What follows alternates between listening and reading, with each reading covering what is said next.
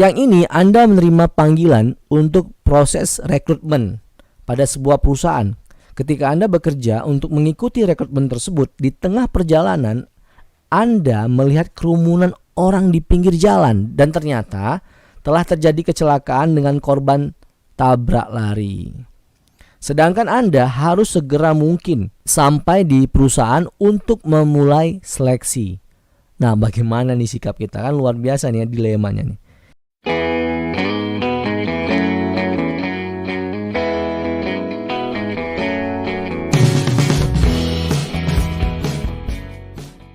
Jika teman-teman suka dengan video ini, bantu kami untuk membangun channel ini dengan cara like, share, comment, and subscribe. Dan jangan lupa aktifin juga tanda loncengnya, supaya teman-teman selalu mendapat notifikasi video terbaru dari channel ini. Oke, kita coba masuk dalam contoh soal integritas diri. Nah, dalam contoh soal, Anda dimisalkan sebagai seorang PNS melalui jalur CPNS resmi suatu instansi yang dikepalai oleh kerabat Anda. Belakangan diketahui bahwa ternyata Anda tidak lulus dan orang tua Anda menggunakan jalur belakang untuk meluluskan Anda. Nah, orang tua ini menggunakan jalur yang ilegal, ya kan? Nah, padahal selama ini Anda selalu aktif memerangi korupsi, kolusi, nepotisme KKN di perusahaan atau di kementerian Anda bekerja. Sikap Anda apa? Nah, yang pertama nih pilihannya A, menyesali perbuatan dengan bersedekah, ya, membantu korban bencana dan aktif di organisasi kemanusiaan.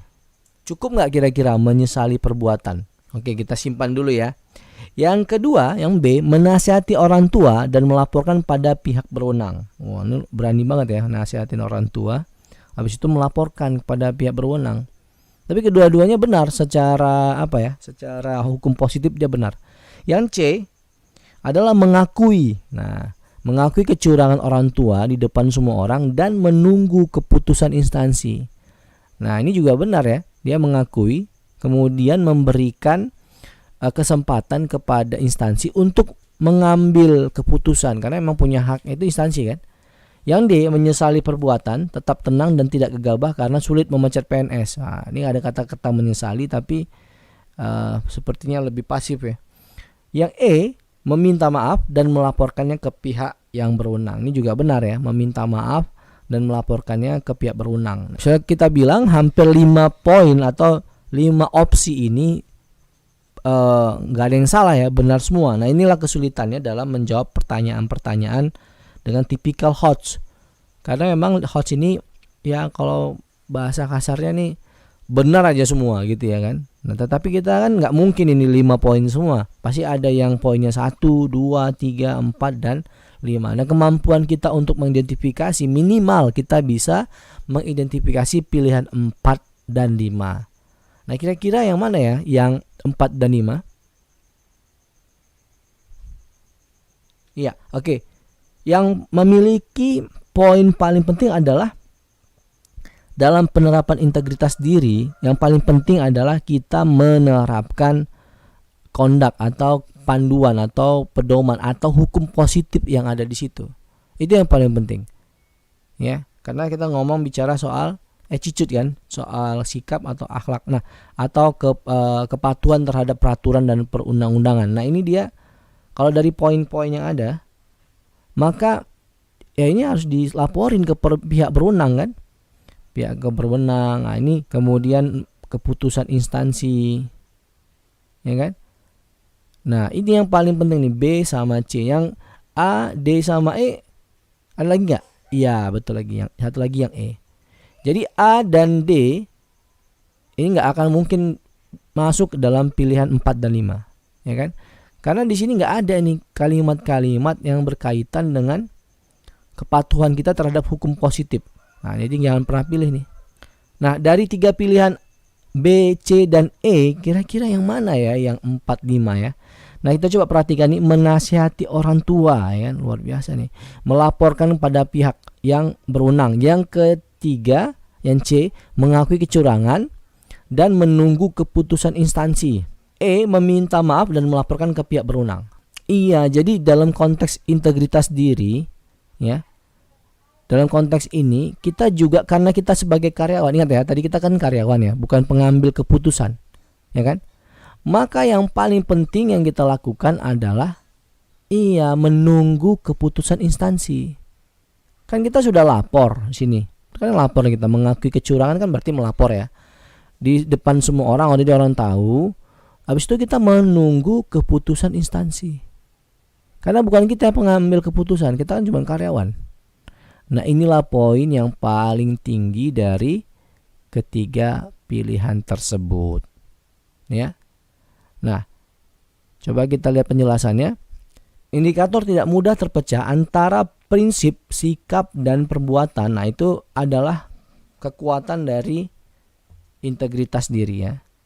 Prinsip, sikap, perbuatan, dan komitmen. Nah, orang tua kan telah melakukan kecurangan nih. Maka opsi jawaban yang paling tepat adalah mengakui kecurangan tersebut, kemudian menunggu ya kan keputusan selanjutnya, menunjukkan bahwa Anda adalah orang yang bertanggung jawab dan punya prinsip. Nah, maka pilihan jawabannya adalah C, kemudian B, E, D, dan A. Dapat ya poinnya ya. Oke, kita masuk ke contoh soal yang berikutnya. Yang kedua adalah konten atau materi isi profesionalisme. Siang ini Anda menerima panggilan untuk proses rekrutmen pada sebuah perusahaan. Ketika Anda bekerja untuk mengikuti rekrutmen tersebut, di tengah perjalanan Anda melihat kerumunan orang di pinggir jalan dan ternyata telah terjadi kecelakaan dengan korban tabrak lari.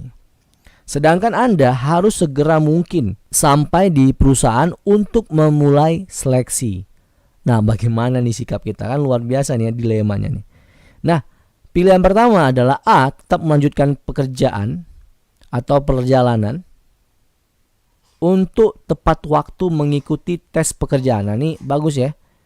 Karena dia menunjukkan profesionalisme ini ya, poin-poin ini.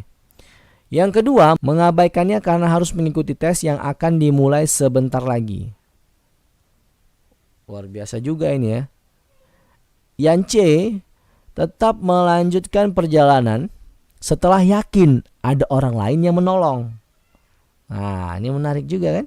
Tetap melanjutkan perjalanan setelah yakin ada yang menolong. D, menolongnya kemudian membawanya ke rumah sakit atau kantor polisi. Kemudian yang E adalah mengejar pelaku tabrak lari dan memintanya untuk bertanggung jawab atas perbuatannya. Nah, kira-kira yang mana ya? Nah, konteks profesionalisme adalah bicara soal tadi apa? Ingat nggak?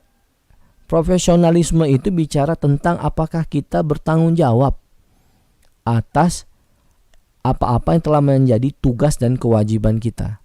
Nah, itu yang paling penting. Tugas dan kewajiban kita kan jelas mengikuti tes. Maka pilihan-pilihan yang tampaknya baik sekali tetapi sebenarnya seperti pahlawan kesiangan, itu nggak usah kita pilih. Mengejar pelaku tabrak lari nggak mungkin, ya kan? Menolongnya dan membawanya ke rumah sakit atau kantor polisi juga bukan pilihan.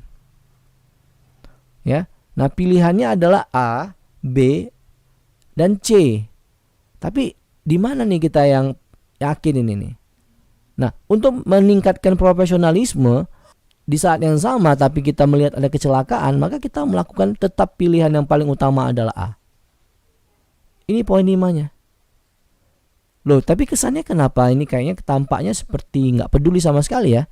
Tetap melanjutkan perjalanan untuk tepat waktu mengikuti tes pekerjaan. Sepertinya nggak peduli gitu. Ya. Nggak seperti orang yang tidak punya rasa pri kemanusiaan ya.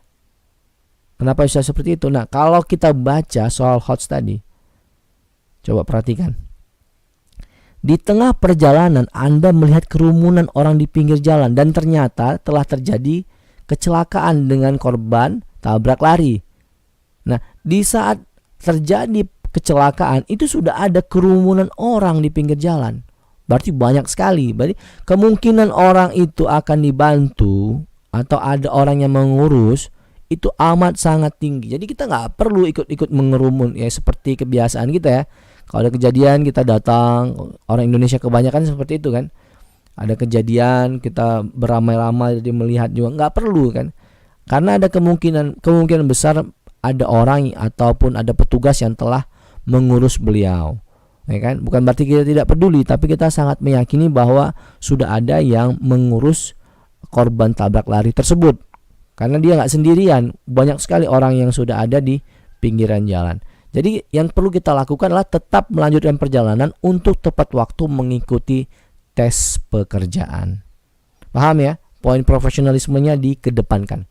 Nah, profesionalisme pada saat Anda akan mengikuti tes terjadi kecelakaan sedangkan Anda sudah diharapkan kedatangannya tepat waktu untuk mengikuti proses seleksi, maka langkah yang paling tepat adalah A. Tetap melanjutkan perjalanan. Kata kuncinya, kecelakaan telah terjadi.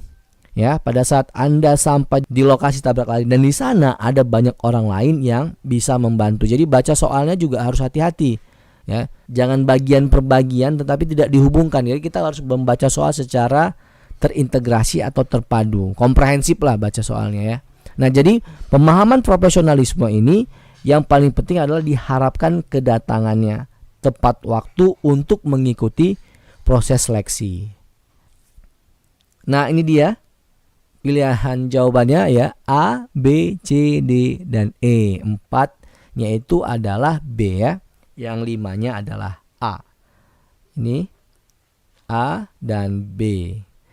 Oke, kita masuk ke materi berikutnya adalah kreativitas dan inovasi. Nah, ini menarik juga nih. Karena soal-soal kreativitas dan inovasi ini termasuk soal-soal yang cukup banyak dalam tes karakteristik pribadi.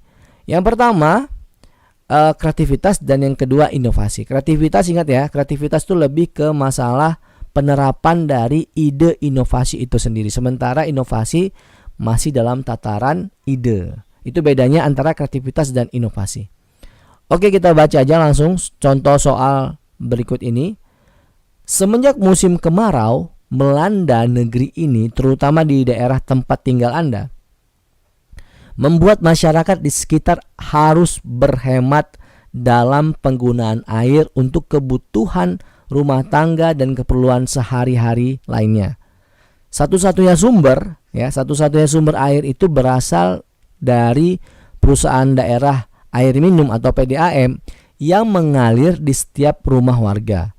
Namun akhir-akhir ini aliran air tersebut sering mati, ya ngadat gitu ya. Macet dia, terutama pada saat pagi hari di mana semua orang membutuhkan air untuk berbagai aktivitas, mulai dari memasak sampai dengan untuk kebutuhan mandi sebelum menjalankan aktivitas. Pertanyaannya, hal apa yang akan Anda lakukan? Menarik kan? A. Mengajukan protes kepada pihak penyedia jasa air yaitu PDAM agar pada saat pagi hari aliran air tidak mati karena ini merupakan hak warga negara, ya kan? Yang kedua, yang B, santai aja. Ya, ini pilihannya luar biasa nih. Saya bisa meminta air untuk kebutuhan masak dan mandi kepada tetangga. Tetangga pakai PDAM juga, dia punya kesulitan juga ya. C. Menggunakan air seadanya untuk memasak dan kebutuhan mandi sebelum berangkat ke kantor agar tidak terlambat. Ini melakukan penghematan ya kan. Nah, yang D. Meminta suami atau istri untuk membeli air galon setiap hari untuk kebutuhan memasak dan mandi anggota keluarga. Nah, ini kebalikannya. Ini ada pengeluaran tambahan tapi lebih nyaman. Kalau tadi C lebih hemat, tentu ada keterbatasan. Nah, kalau D, keterbatasan itu dihilangkan tapi dengan memunculkan biaya yang baru. Yang E adalah menampung air di malam hari sebagai cadangan untuk kebutuhan di pagi hari. Nah, dari sini yang mana yang menunjukkan kreativitas dan inovasi dalam menyelesaikan masalah? Iya, ini kita bicara soal kreativitas dan inovasi ya. Maka yang pasti kita tidak akan pernah memilih A, ya. Mengajukan protes itu bukan kreativitas dan inovasi, dan setelah mengajukan protes memangnya langsung ditindaklanjuti kan? Enggak, belum tentu kan? Oke, yang pasti kita tidak akan mengajukan protes kepada pihak penyedia jasa air PDAM agar pada saat pagi hari air yang mati tadi bisa jadi nyala lagi, nggak bisa. Karena protes tidak akan menyelesaikan masalah, ya kan? Tidak akan seketika air yang macet tiba-tiba jadi lancar, nggak akan mungkin. Nah, yang B juga nggak akan jadi pilihan kita. Santai aja, karena masyarakat yang lain kan juga mengalami hal yang sama, ya kan? Jadi A dan B itu bukan pilihan. Sedangkan memilih menggunakan air seadanya juga bukan bagian dari kreativitas dan inovasi, ya kan? Ini juga bukan. Nah, pilihan yang terbaik adalah E, menampung air di malam hari sebagai cadangan untuk kebutuhan di pagi hari. Ini pilihan yang paling bagus. Ya, pilihan kelima. Dan pilihan yang keempat adalah D. Ini kreativitas dan inovasi juga. Ya, dia beli kan dari pihak lain untuk menyelesaikan masalah. Jadi D ya sama E ini dua-duanya sama-sama menyelesaikan masalah. Ya, sama-sama menyelesaikan masalah dan kebutuhan minimal orang itu kan udah ada. Kalau kita pilih C, menggunakan air seadanya, nih kemungkinan tadi kita mandi jadi nggak mandi, misalnya begitu. Ya kan? Kan begitu, tidak menyelesaikan masalah. Bedanya antara D sama E adalah cost atau biaya. Ini tidak ada biaya. Ya. Ini tidak ada biaya. 0. Sementara ini mungkin ada tambahan biaya, ya kan? Kalau ini tidak ada. Nah, itu aja. Jadi bedanya pilihan D, E, pilihan E ini lebih ekonomis itu. Lebih ekonomis. Tetapi kedua pilihan D dan E ini sama-sama efektif menyelesaikan masalah. Nah, jadi yang kita pilih adalah poin E. Kreativitas dan inovasi itu indikatornya adalah berpikir kreatif, imajinatif untuk menyelesaikan dan mencari solusi atas masalah. Jadi masalah dalam soal ini adalah musim kemarau membuat warga harus berhemat air. Ditambah lagi air sering mati di waktu pagi. Solusi yang paling tepat adalah opsi E, menampung air di malam hari ya semalaman sebagai cadangan, menunjukkan jika kita orang yang kreatif dapat mencari solusi dari sebuah permasalahan yang terjadi tanpa adanya tambahan biaya. Ya kan? Kalau yang D tadi ada tambahan biaya, tapi kata kunci utamanya adalah mencari solusi atas sebuah masalah. Maka pilihannya adalah E dan D. Kemudian urutannya adalah A, C, dan B. Kita masuk ke soal berikutnya, kemampuan bekerja mandiri dan tuntas. Contoh soal. Seminggu yang lalu di perusahaan tempat Anda bekerja sedang melakukan perekrutan karyawan baru. Hari ini semua dari calon pelamar yang memenuhi syarat dari administrasi diminta datang oleh atasan Anda untuk seleksi. Namun karena suatu hal atasan Anda berhalangan untuk datang ke kantor. Atasan meminta Anda untuk memutuskan diterima atau tidaknya pelamar tersebut di perusahaan. Pertanyaannya, hal apa yang akan Anda lakukan? Di sini ada 5 pilihan ya. Dari A sampai E, di mana A meminta teman Anda untuk membantu menyeleksi calon pelamar yang memenuhi kriteria yang diinginkan. Dan B melakukan seleksi berupa tes tertulis dan wawancara singkat dengan para pelamar. C memberikan tes seleksi calon karyawan seperti biasa yang dilakukan perusahaan ketika mencari karyawan baru. D memberikan tes tertulis, wawancara dan memutuskan untuk menerima atau menolak berdasarkan klasifikasi yang diinginkan perusahaan. Sedangkan E melakukan seleksi tertulis dan wawancara, kemudian melaporkan kepada atasan terkait hasil seleksi tersebut dan meminta keputusannya. Nah, bicara tentang kemampuan belajar mandiri, indikator tanggung jawab dan inisiatif itu menjadi suatu sebut saja menjadi poin penting. Otonomi dalam menjalankan kewenangan yang didapat secara serius, atasan meminta kita untuk memutuskan, artinya sudah diberi kuasa atau sudah didelegasikan. Maka opsi yang tepat adalah D. Memberikan tes tertulis, wawancara dan memutuskan untuk menerima atau menolak berdasarkan klasifikasi yang diinginkan. Ini menandakan kita bertanggung jawab menjalankan tugas sesuai dengan instruksi. Ya. Di pilihan itu jangan lupa D karena alasannya adalah poin kemampuan bekerja mandiri dan tuntas. Dan skalanya adalah kemudian D, B, C, A, E. Kalau kita perhatikan poin B itu adalah melakukan seleksi berupa tes tertulis dan wawancara singkat dengan para pelamar. Jadi poin B dan D itu sama-sama kinerjanya sangat bagus dan kemampuan bekerja mandiri dan tuntasnya sangat baik. Oke. Jadi jawabannya adalah D, B, C, A, E. Lanjut soal berikutnya. Anda baru saja menyelesaikan pendidikan sarjana di sebuah universitas luar negeri. Setelah lulus, Anda berkeinginan untuk membuka usaha sendiri di bidang properti. Namun setelah Anda mengutarakan dan meyakinkan hal tersebut kepada keluarga Anda berkali-kali, mereka tidak memberikan dukungan dan meminta Anda untuk mencoba melamar kerja di perusahaan saja. Sedangkan Anda sendiri lebih suka pekerjaan yang bebas tanpa harus diatur oleh orang lain dan pekerjaan yang tidak bersifat rutin setiap harinya. Pertanyaannya adalah sikap Anda bagaimana? Pilihannya ada 5 juga. Dengan skala 1-5, di mana pilihan pertama A, mengikuti saran orang tua untuk mengurungkan niat Anda untuk berwirausaha.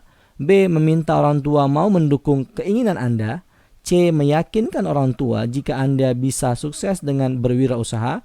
D, tetap fokus dengan keinginan karena Anda menyukainya sesuai passion Anda. Dan yang terakhir pilihan E adalah memantapkan diri Anda sendiri dan fokuslah mengelola bisnis dengan baik. Dalam konteks semangat berprestasi, indikator mau mencoba hal-hal yang baru untuk kemajuan, giat dan tekun, serta semangat dan memantapkan diri dengan fokus, maka sukses akan menghampiri. Dengan memantapkan diri, Anda akan fokus mengelola bisnis Anda dengan baik. Dengan demikian, maka kunci jawabannya adalah E, D untuk poin 5 dan 4. Kita perhatikan kembali. E, memantapkan diri Anda sendiri dan fokuslah mengelola bisnis dengan baik. Atau pilihan yang keempat adalah tetap fokus dengan keinginan karena Anda menyukai sesuai passion Anda. Jadi semangat untuk berprestasi adalah mencoba hal-hal baru dan fokus. Itu yang paling penting. Maka kunci jawaban dengan skala nilai terbaik adalah E. Kemudian disusul dengan nilai keempat adalah D. Jadi saya rasa itu yang menjadi poin-poin penting dalam materi TWK, khususnya profesionalisme, di mana kita diminta untuk menunjukkan kinerja kita dengan baik dan bekerja sesuai dengan harapan atau tujuan dari sebuah organisasi. Saya rasa itu aja. Jangan lupa untuk mengikuti materi berikutnya dan terima kasih. Assalamualaikum warahmatullahi wabarakatuh. Jangan lupa tonton video kami yang lain ya.